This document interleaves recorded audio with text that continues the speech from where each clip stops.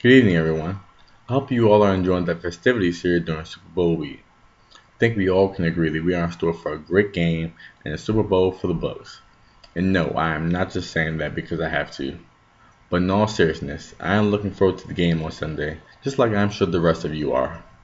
Super Bowl week is a great chance for all the fans to get pumped up for Super Bowl Sunday and a great way to learn more about the players and coaches that will be participating in the big game. The media here does a great job covering Super Bowl week, and this is the one week where I actually let them ask me questions that I've been avoiding for months.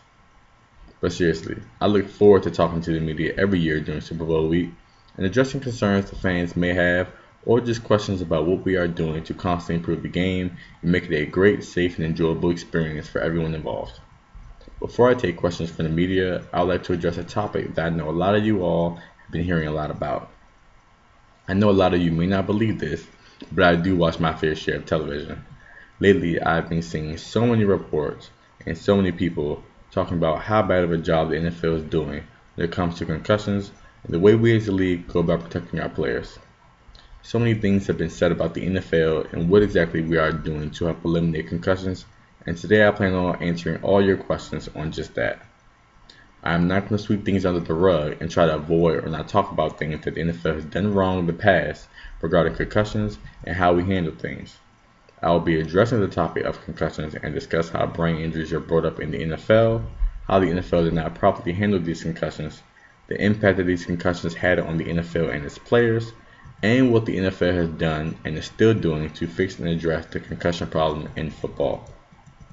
This all started in 2005 when Dr. Bennet Omalu first discovered chronic traumatic encephalopathy, also known as CTE. Dr. Omalu discovered this by performing an autopsy on the brain of former NFL player Mike Webster.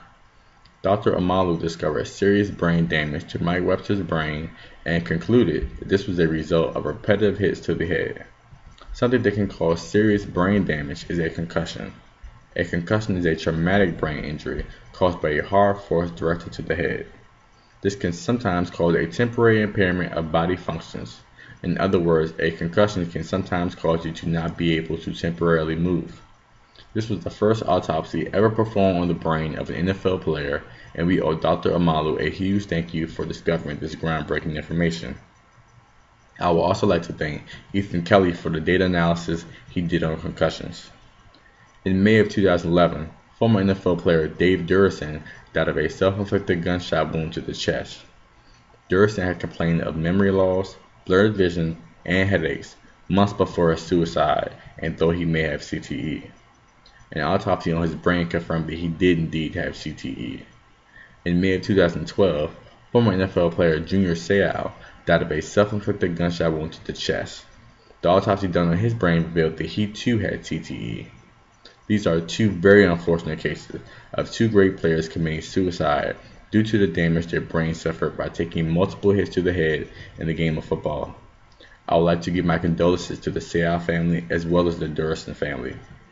Tom has written a great article on CTE and the damage that helmet-to-helmet contact can cause on players, and we appreciate the information that he has provided us with. After all this information and news came out, we have had multiple former players file lawsuits against the NFL. More than 80 lawsuits from 2,000 former players were all put into one lawsuit filed in the Federal District Court for the Eastern District of Pennsylvania.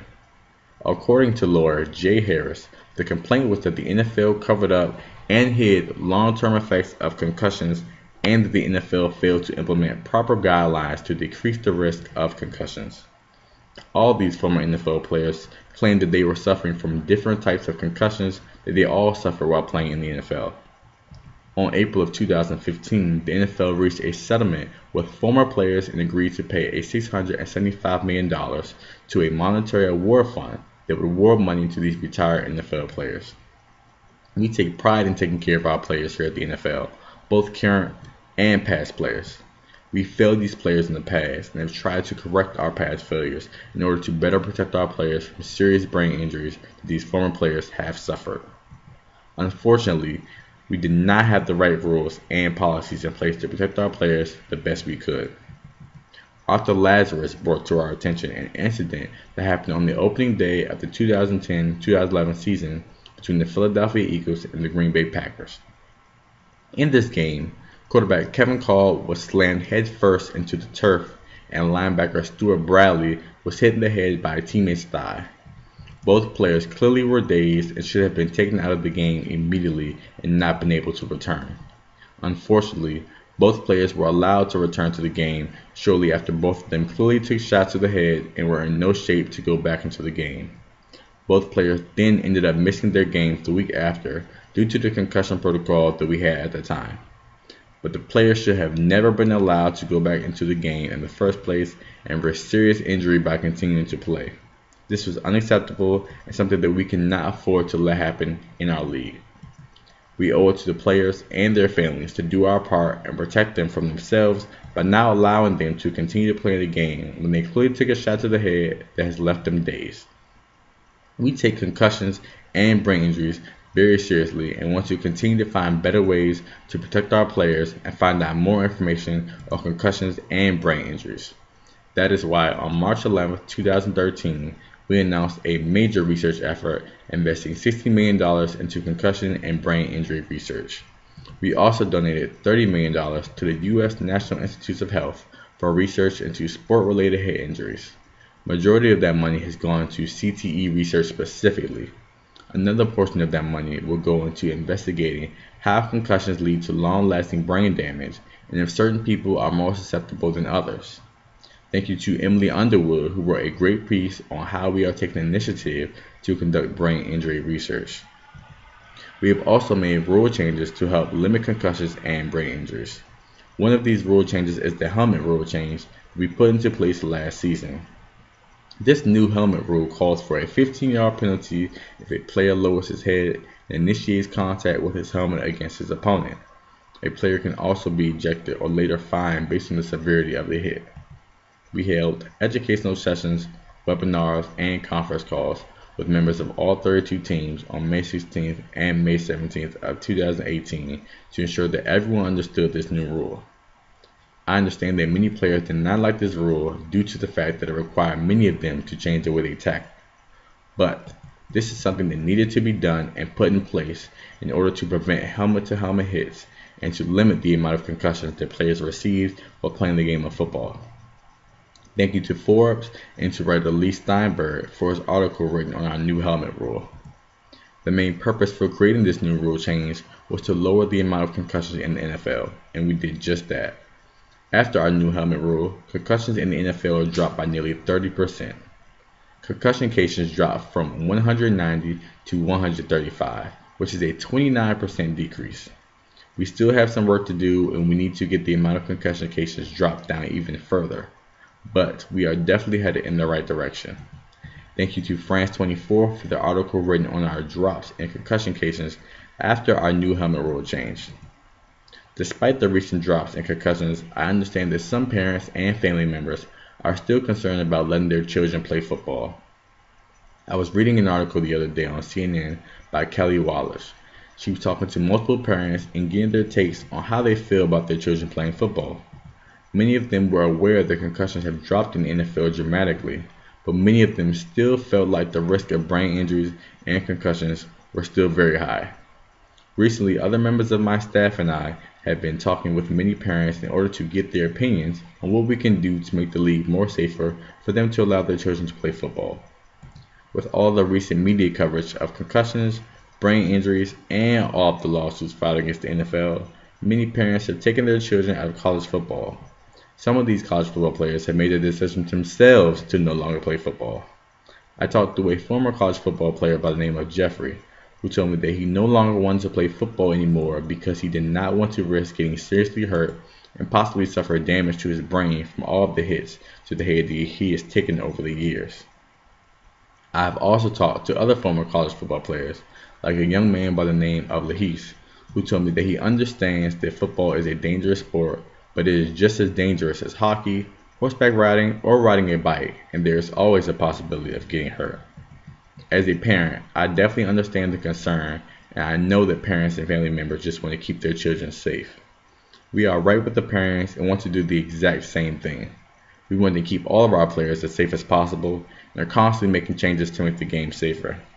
It is not good for our league or our players to consistently get hurt, especially with something as serious as concussions. This does not make us look good and does not help us with getting younger athletes to play for our league. This is why we made changes like coming up with the helmet rule in 2018. That is why we prohibited leaping block attempts on field goals and extra points in 2017. That is why in 2017 we gave defensive player protection to receivers running passing routes. That is why in 2016 we prohibited all chop blocks and horse collar tackles.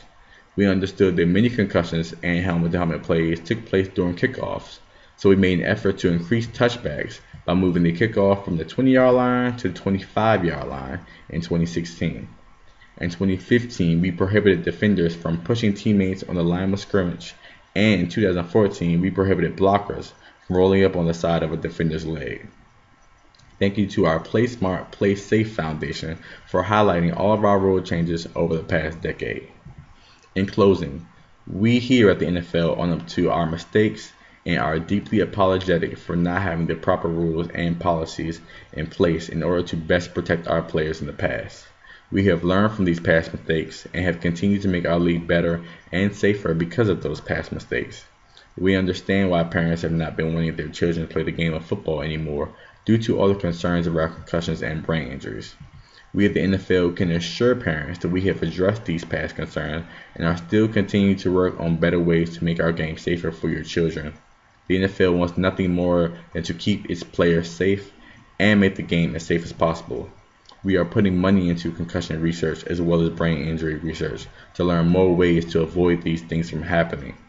We are also constantly making rule changes in order to lower the amount of injuries that happen in our game. We understand that the game of football is a dangerous one and that there are risks involved, but we make it our duty to make the game as safe as possible for our players. It is our goal and mission to continue to find ways to make the game safer and prevent as many injuries and concussions as possible. Parents, please continue to let your children and loved ones play the game of football. It is a great and fun game that teaches lessons that players carry with them long after they've hung up their cleats. Football teaches teamwork, discipline, perseverance, goal setting, how to handle success and failure, time management, and keeping fit.